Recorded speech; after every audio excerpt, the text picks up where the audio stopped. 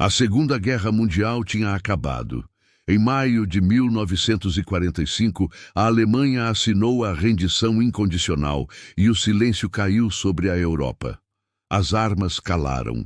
Os soldados começaram a voltar para casa e o mundo celebrava o fim do pesadelo. Mas nas profundezas escuras e geladas do Oceano Atlântico, a guerra não tinha terminado para todos. Um lobo cinzento solitário continuava navegando, ignorando as ordens de subir à superfície, ignorando as bandeiras brancas e o rádio que gritava para que todos se entregassem. Este submarino não estava em patrulha. Ele estava fugindo. E estava prestes a realizar algo que os engenheiros navais diziam ser tecnicamente impossível. Uma viagem de 66 dias sem nunca ver a luz do sol, atravessando a linha do Equador totalmente submerso, levando uma carga misteriosa para o outro lado do mundo. Quando ele finalmente emergiu, a milhares de quilômetros da Alemanha, na costa da Argentina, a tripulação parecia ter voltado do mundo dos mortos.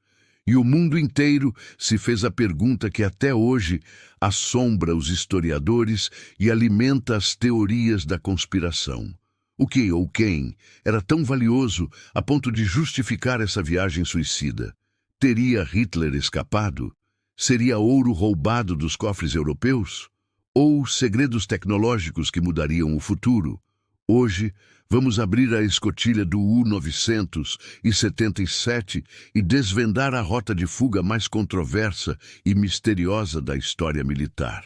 Para entender a loucura dessa missão, precisamos voltar aos dias finais do Terceiro Reich. Era maio de 45. A Noruega ainda era uma base de operações alemã, mas o Império estava ruindo.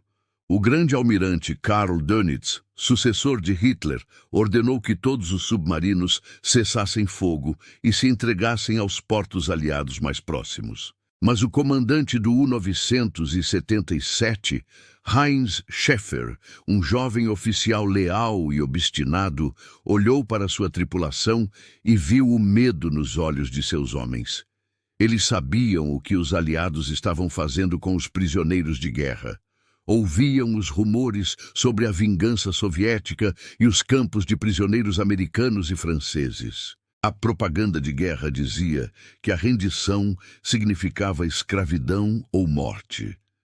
Schäfer reuniu seus homens no convés, sob o céu cinzento do norte, e lhes deu uma escolha que selaria seus destinos. Podemos nos render agora e apodrecer em um campo de prisioneiros, ou podemos tentar o impossível. Podemos navegar para a Argentina. A Argentina, na época, era vista como um santuário distante, um lugar onde talvez pudessem começar uma nova vida. Mas chegar lá significava navegar mais de 12.000 quilômetros, atravessando águas totalmente controladas pelas marinhas britânica e americana, que agora, sem outros inimigos, dominavam os mares completamente.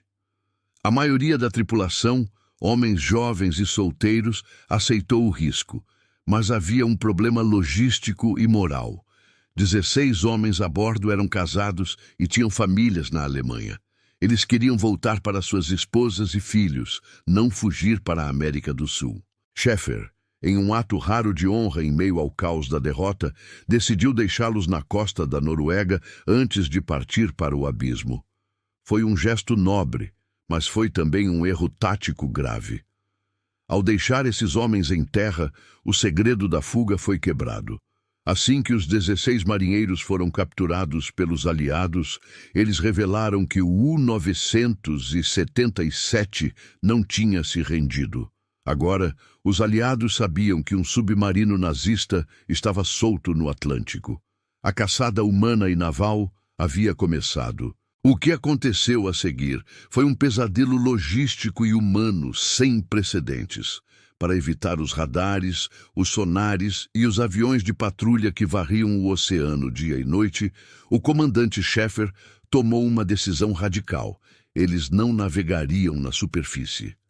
O submarino usaria o Schnorchel, um tubo que permitia captar ar da superfície para os motores a diesel, enquanto o casco permanecia submerso durante toda a travessia das zonas perigosas. Eles ficaram debaixo d'água por 66 dias ininterruptos. É difícil para nós, hoje, imaginarmos o que isso significa. Imagine viver dentro de um tubo de aço de 50 metros, com 40 homens, sem banho, sem troca de roupa, no calor sufocante dos trópicos. O ar dentro do submarino se tornou uma mistura tóxica de óleo diesel, mofo, comida estragada e suor humano. A pele dos homens começou a ficar cinza e descascar pela falta absoluta de luz solar. O lixo acumulado dentro do submarino apodrecia nos cantos, atraindo insetos e tornando o ambiente irrespirável. O moral da tripulação começou a quebrar. Eles viviam em um ciclo perpétuo de medo e tédio mortal. Cada som estranho no sonar podia ser um destroyer americano pronto para lançar cargas de profundidade. Cada rangido no casco podia ser o prenúncio do fim. Eles racionaram comida até passarem fome, economizaram oxigênio respirando superficialmente e viveram como fantasmas em uma máquina que estava se desfazendo. Sheffer escreveu depois em suas memórias que a disciplina rígida era a única coisa que impedia a loucura total a bordo. Eles eram homens mortos, navegando em um caixão de ferro, movidos apenas pela esperança irracional de que, do outro lado do oceano, encontrariam a liberdade.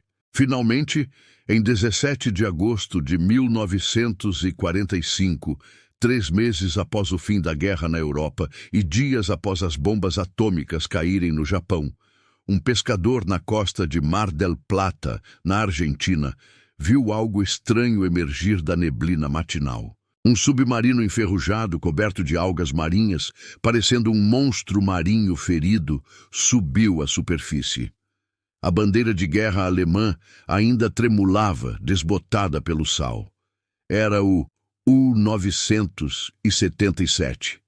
Eles tinham conseguido. Contra todas as probabilidades, contra toda a frota aliada, eles atravessaram o mundo. Mas a recepção não foi o abraço caloroso que esperavam. A Marinha Argentina interceptou o vaso de guerra imediatamente e prendeu a tripulação. E foi exatamente neste momento que o verdadeiro mistério começou, um mistério que perdura até hoje. Quando os oficiais de inteligência americanos e britânicos voaram para a Argentina para interrogar Sheffer, eles não estavam interessados em como ele navegou ou na engenharia do Schnorchel. Eles só queriam saber uma coisa: quem ele tinha levado a bordo. O U-977 chegou meses depois da rendição. Tempo mais do que suficiente para ter feito uma parada secreta. E os rumores explodiram. Jornais do mundo todo publicaram a manchete que todos temiam: Hitler está na Argentina? A teoria era que o U-977, junto com outro submarino que chegou semanas antes, o U-530, fazia parte de um comboio fantasma, organizado para salvar a elite do Terceiro Reich. Os interrogadores notaram algo extremamente suspeito ao inspecionar o navio. Os tubos de torpedo estavam vazios. O submarino não tinha munição. Sheffer alegou que havia disparado os torpedos no mar para abrir espaço para suprimentos e peso extra. Mas os teóricos da conspiração e os próprios oficiais de inteligência se perguntaram: espaço para suprimentos ou espaço para tesouros? Espaço para caixas de documentos secretos ou espaço para passageiros importantes que foram desembarcados em botes de borracha em algum ponto deserto da costa da Patagônia, dias antes de o submarino se entregar oficialmente em Mar del Plata. Sheffer e seus homens foram levados para os Estados Unidos e interrogados brutalmente. Foram separados em celas solitárias, isolados e pressionados psicologicamente a confessar que tinham transportado Adolf Hitler ou Eva Braun. Mas a história deles nunca mudou. Eles juraram, um por um, que era apenas uma fuga de soldados desesperados tentando evitar o cativeiro. Schäfer argumentou com lógica fria. Se eu tivesse levado o Führer, vocês acham mesmo que eu me entregaria? Eu teria afundado o navio e desaparecido na selva ou cometido suicídio. Eu sou um oficial naval, não um agente de viagens. Eventualmente, sem provas concretas de que Hitler estava a bordo, eles foram libertados.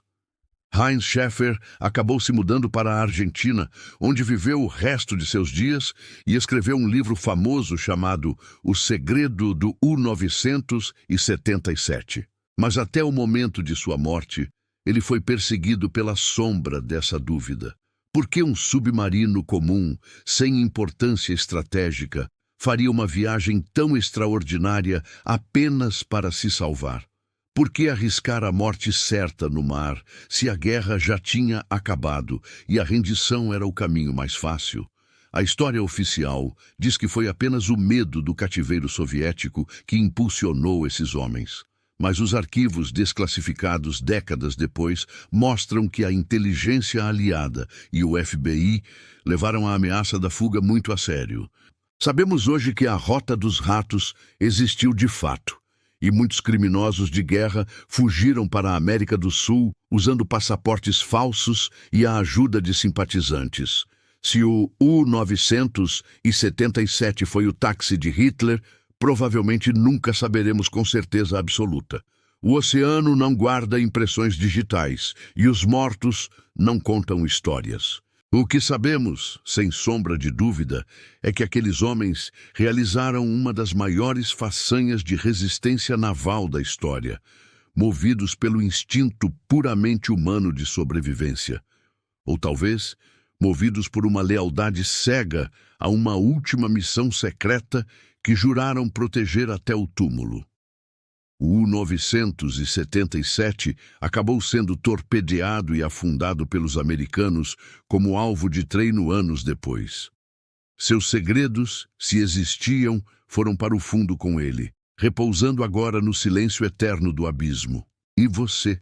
Acredita que eles navegaram meio mundo apenas para salvar a própria pele, ou a carga que eles alegaram não ter era o motivo real dessa odisseia impossível?